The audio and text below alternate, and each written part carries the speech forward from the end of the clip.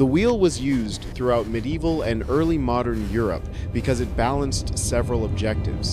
Visible suffering crowd could clearly see impacts and braking. Extended duration, hours of consciousness before death. And symbolic power wheel's circular design referenced Fortune's wheel. Cosmic justice. Survival lesson. When execution methods become standardized across regions with specialized tools and trained practitioners, now take it. You're Like seeing this, professionalization of state violence. Leverage is The breaking key. wheel required skilled executioners who knew exactly where and how hard to strike for maximum suffering without immediate death.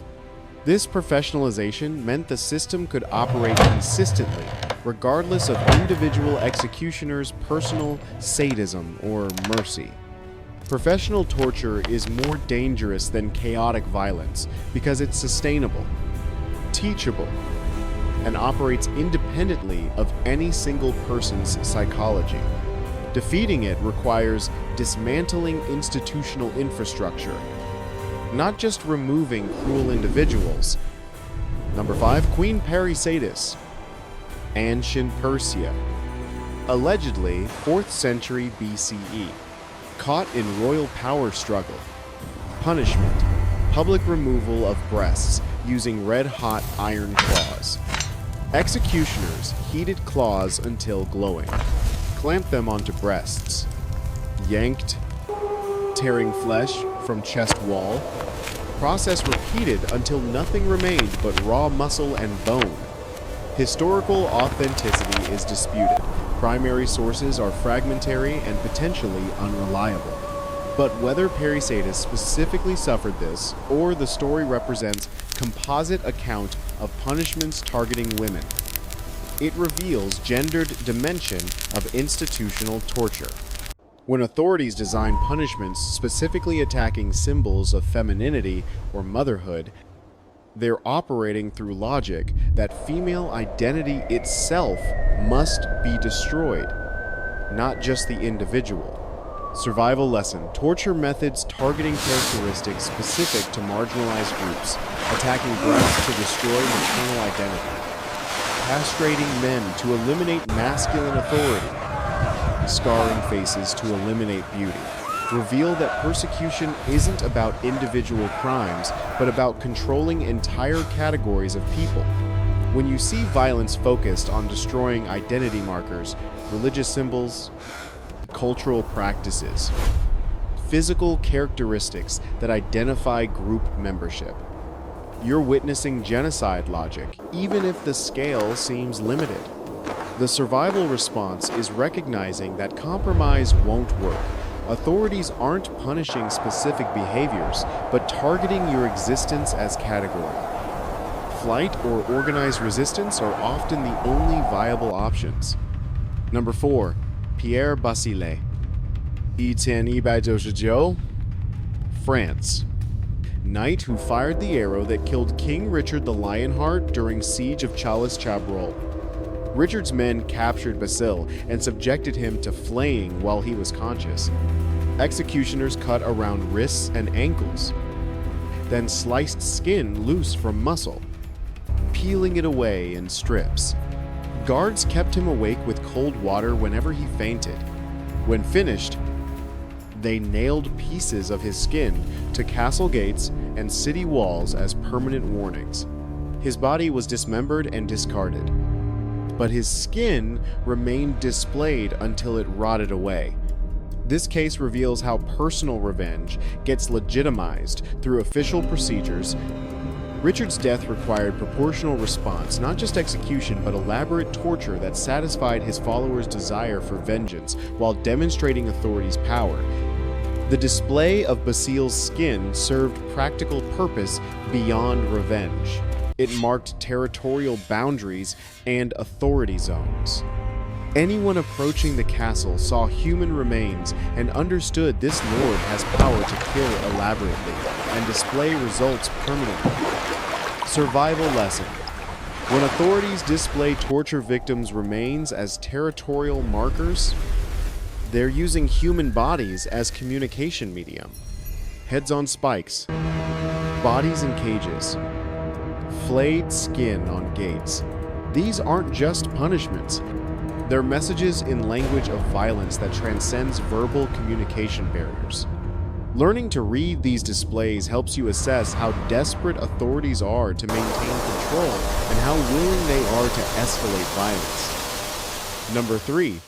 Anonymous Priest. Medieval Europe date uncertain. Accused of heresy. Tortured with pear of anger, metal device shaped like pear with 4 petals that expand when screw is turned. Device forced into mouth. Screw turned gradually. Petals opened wider.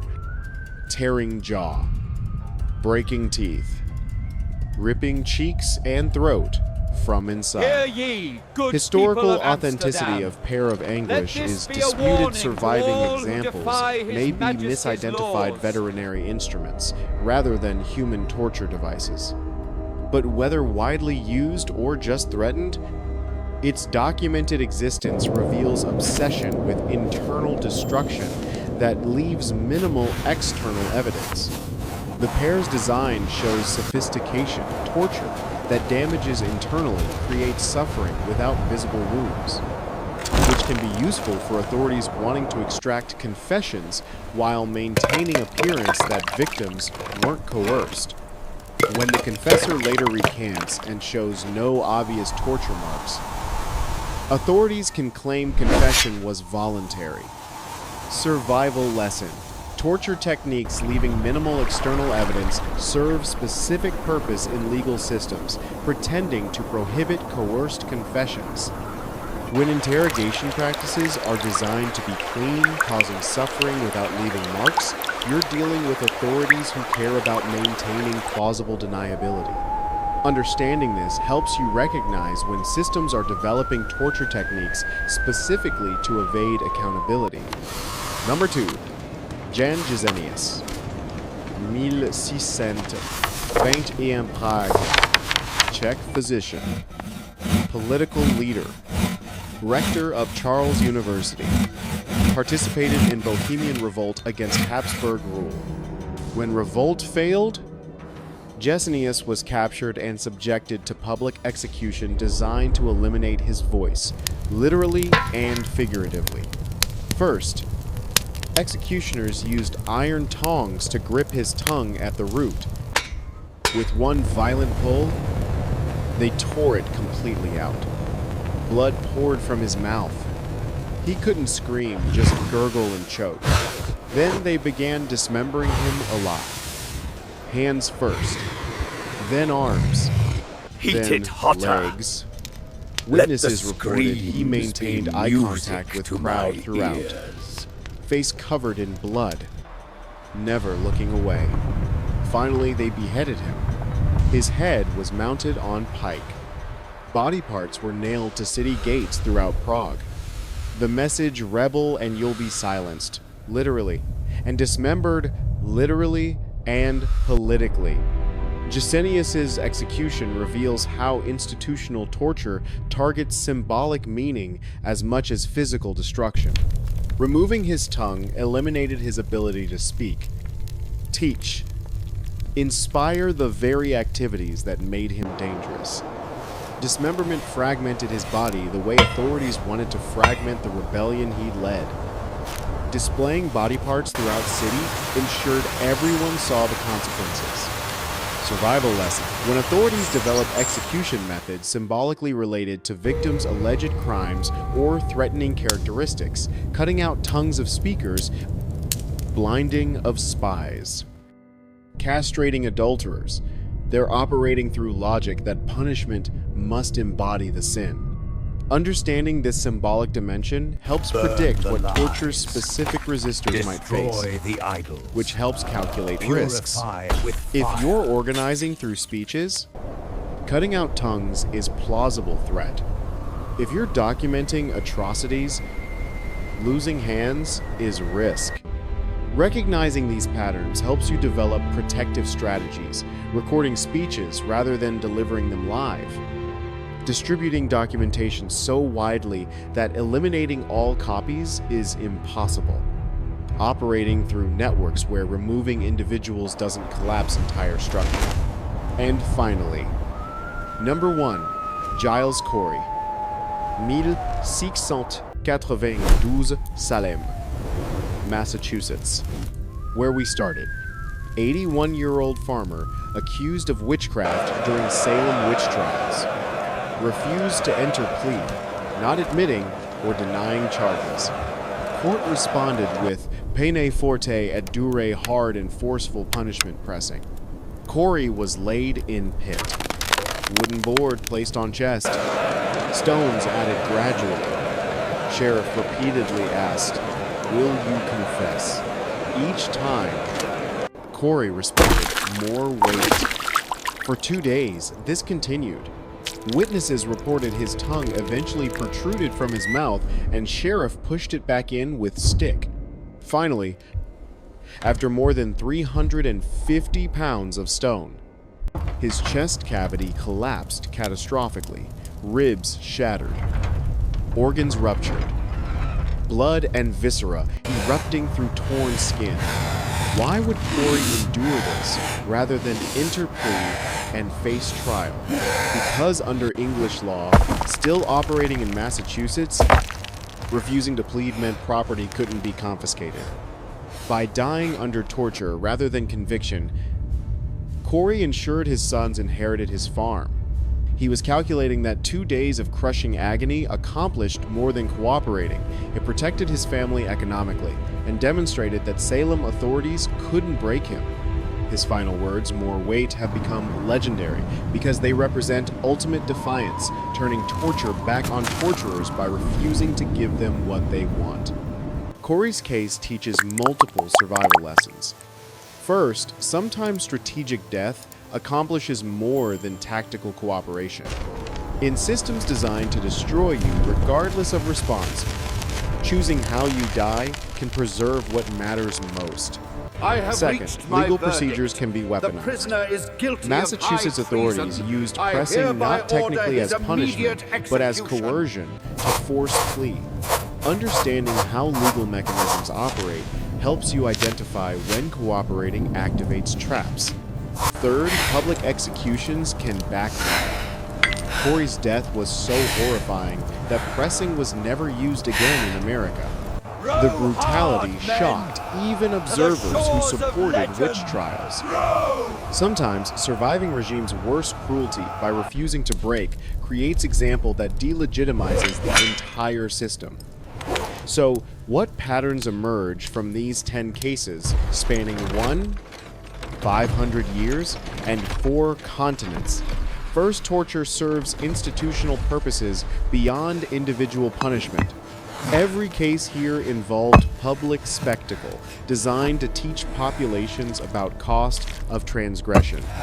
The suffering was means to social control end. Second, elaborately theatrical torture reveals regime insecurity. Strong governments execute efficiently. Weak governments resort to elaborate brutality, compensating for lack of legitimacy. The more theatrical the torture, the more vulnerable the regime. Third, documented torture creates long-term evidence against perpetrators.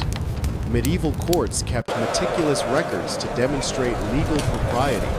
Those records now condemn them. When authorities document violence, they create testimony that eventually undermines them. Fourth, collective punishment weaponizes social bonds against resistors.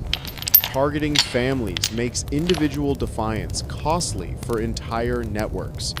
The survival response is either hiding connections or building networks so extensive that targeting all associates becomes impossible. Fifth, gendered torture targeting identity markers reveals that persecution focuses on controlling categories, not punishing individuals. When violence attacks, characteristics defining group membership. Compromise won't work because your existence as category is the problem.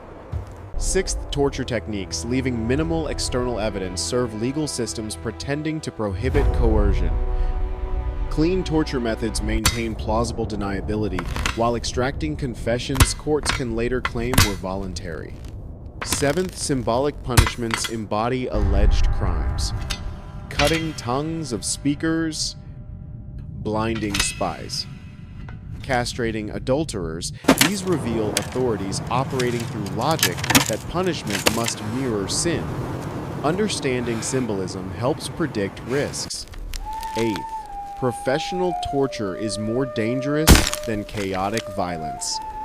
When execution methods become standardized with specialized tools and trained practitioners, you're seeing systematization sustainable across regime changes.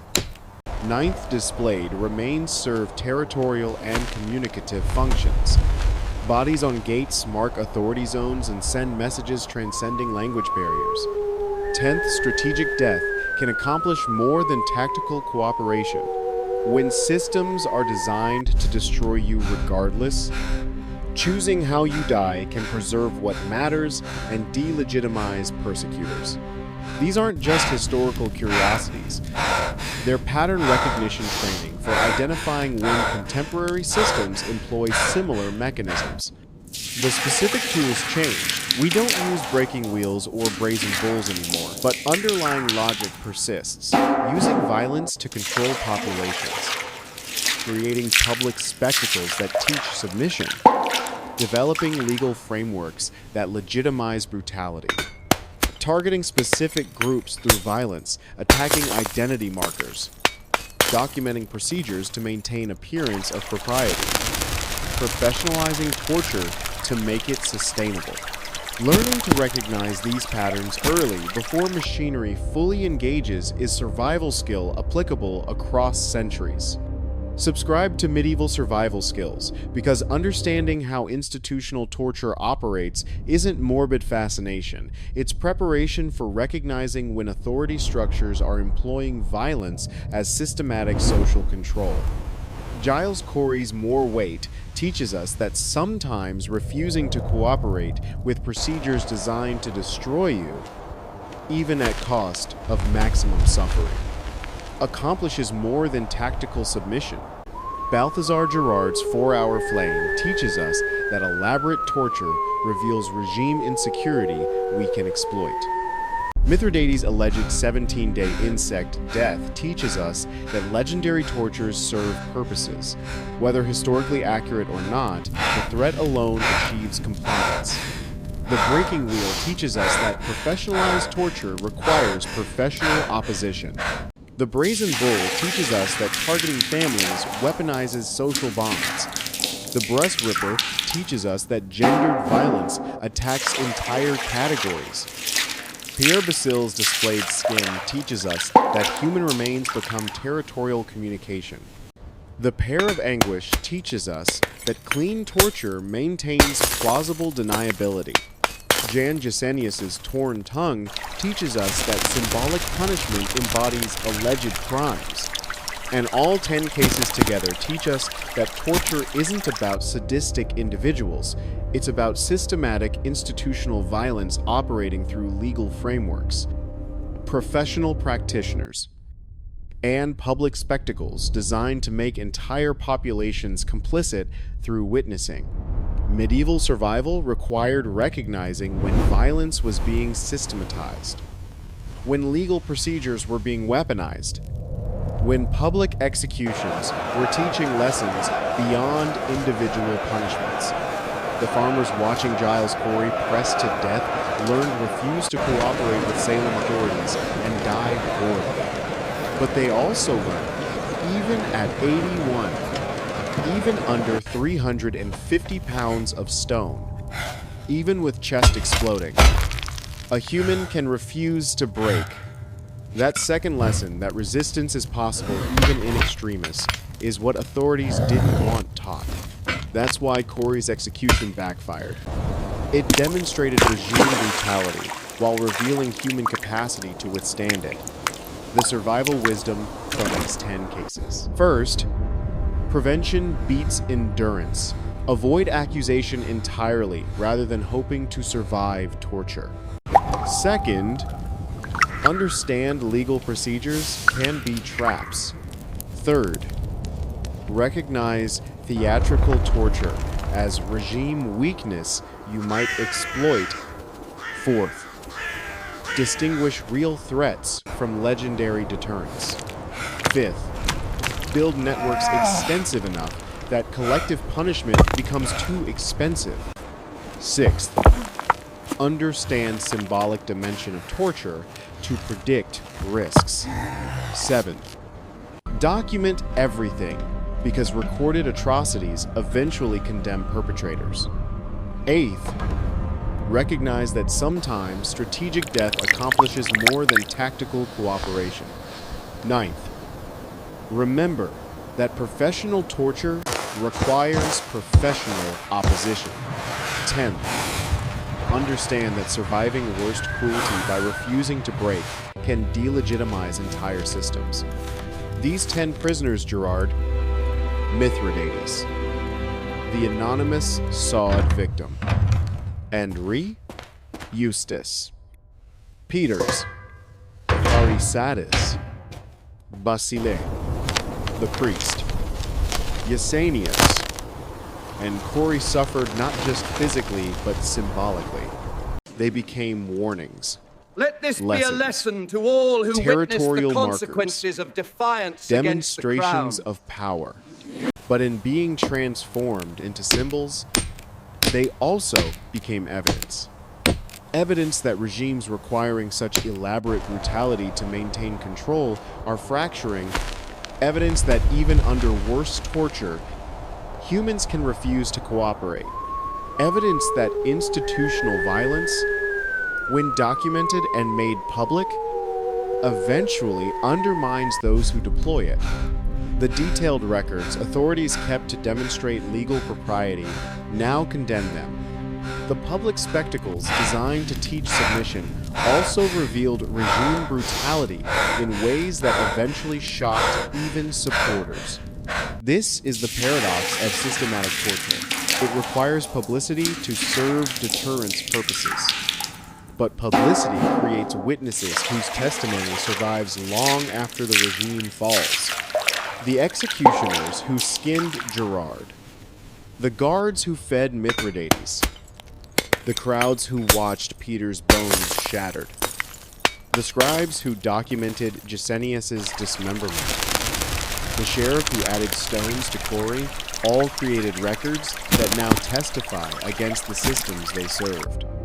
Subscribe to Medieval Survival Skills, because learning to read these historical testimonies trains you to recognize when contemporary systems are following similar scripts. The tools changed. The underlying mechanisms remain remarkably consistent, and understanding how institutional violence operates, how it's justified, systematized, professionalized, and eventually undermined is survival knowledge applicable to any era when authority claims the right to inflict suffering in the name of justice, security, or social order. Remember their stories, learn their lessons, and recognize the patterns before you become the next case study.